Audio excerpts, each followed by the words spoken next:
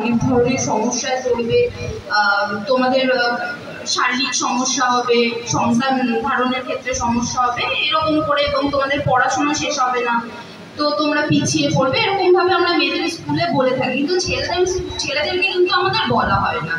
তো তোমাদেরকে কিন্তু জানতে হবে, যদি তোমরা কোনো 18 বছরের নিচে কোনো মেয়েকে বিয়ে করো, সেই মেয়েটি কিন্তু ভিকটিম কার্ড, কিন্তু আইনের যে সমস্যাটা রয়েছে সেই আইনের সমস্যার মধ্যে কিন্তু জড়িয়ে পড়বে তোমরা, তোমাদের জীবনটা কিন্তু ওখানে ক্ষতিগ্রস্ত হয়ে যাবে।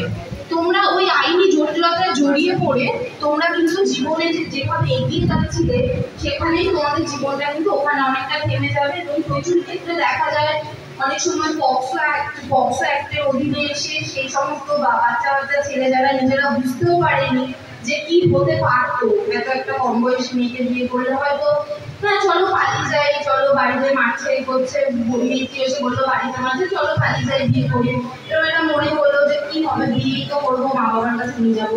কিন্তু তারপরে যে কি হবে, বাইচান্স যদি পক্সো অ্যাক্টের অধীনে পড়ে যাও, বাইচান্স যদি পক্সো অ্যাক্টের অধীনে পড়ে যাও, সেক্ষেত্রে কিন্তু জেলে থাকতে হবে। বুঝতে পারছো, যেখানে তোমরা পড়াশোনা করছো, জীবনটা নিয়ে অনেক স্বপ্ন রয়েছে, সেক্ষেত্রে কিন্তু তখন জেলে থাকতে হবে, চট করে কিন্তু জেল থেকে বেরোতে পারবে না। এবার কিছু দিনও যদি জেলে থাকতে হয়, কয়েক মাসও যদি জেলে থাকতে হয়, সেটার একটা প্রভাব তো পড়ে মনের উপরে। তো সেই কারণে দেখা যায় অনেক কিছু, একটি ব্রাইট ছেলে তার কেরিয়ারটা হয়তো যেটা মধ্যে থাকতো সেটা হলো না। তাই তোমরাও এই বিষয়ে সচেতন থাকবে, আগে কেরিয়ার পড়াশোনা জীবনটাকে তৈরি করা।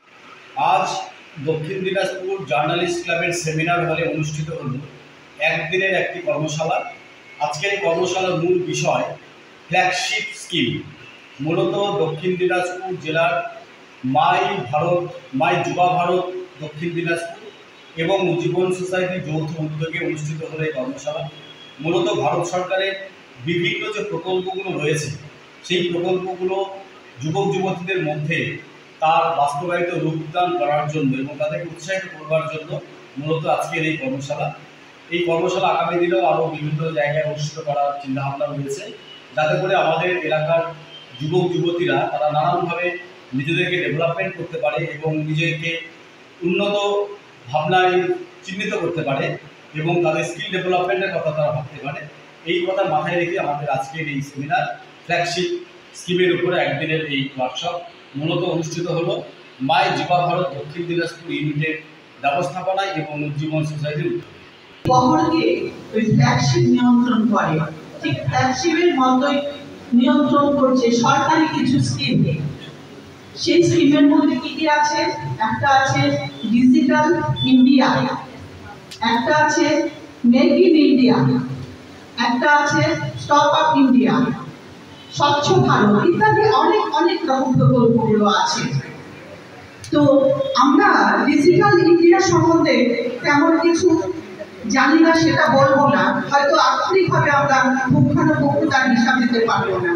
আমি প্রথমেই বলেছি যে চাইল্ড ওয়েলফেয়ার কমিটির নিজস্ব কোনো স্কিম নেই। শিশুদের সুরক্ষা, শিশুদের ভালো থাকা, তাদের সমাজের বুকে প্রতিষ্ঠিত করাই আমাদের কাজ। তারা সুস্থ স্বাভাবিকভাবে বেড়ে উঠবে। তাই আজকে এখানে ওয়ার্কশপে এসে এই ডিজিটাল ইন্ডিয়া সম্বন্ধে যদি আমি দুটো একটা কথা না বলি তাহলে আমার ভালো লাগবে না, হয়তো আমার মনে হবে আমি এই ওয়ার্কশপের হয়তো মূল্যটা সঠিকভাবে নির্ধারণ করতে পারলাম না। তো ডিজিটাল ইন্ডিয়া সম্বন্ধে আমরা সবাই জানি, আজকাল ঘরে বসে আমরা সবাই রেলের টিকিট পাচ্ছি, তো ঘরে বসে আমরা গ্যাসের বিল দিচ্ছি, ইলেকট্রিক বিল দিচ্ছি, তো আমরা ঘরে বসে খাবার অর্ডার করছি, তাই কিনা? যদি মোমো খেতে ইচ্ছা করে, পিৎজা খেতে ইচ্ছা করে, সঙ্গে সঙ্গে আমরা বলে দিচ্ছি, সেগুলো আসছে। তো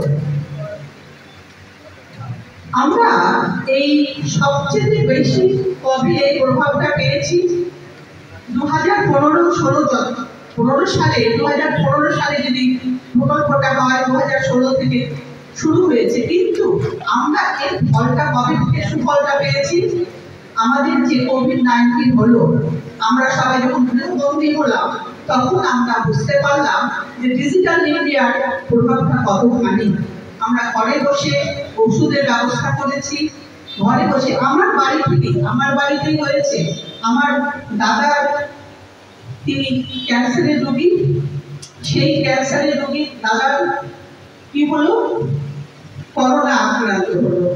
একে তো ক্যান্সারের পেশেন্ট, তারপরে তার করোনা আক্রান্ত হলো। আমরা এখান থেকে বাড়িতে রান্নাবাড়ি করার মতো পরিস্থিতি কেউ নেই। আমরা সেদিন সুফলটা পেয়েছিলাম এখান থেকে। আমারই এক স্টুডেন্ট এবং নামকরা বলবো না, ভালো স্টুডেন্ট এবং বর্তমানে ও এমডি করতে গেছে। তার আগে বালুরঘাট ব্লক মেডিকেল অফিসার পদটা সামনে গেছে দীর্ঘদিন। ও করোনার প্রচুর চিকিৎসা করেছে।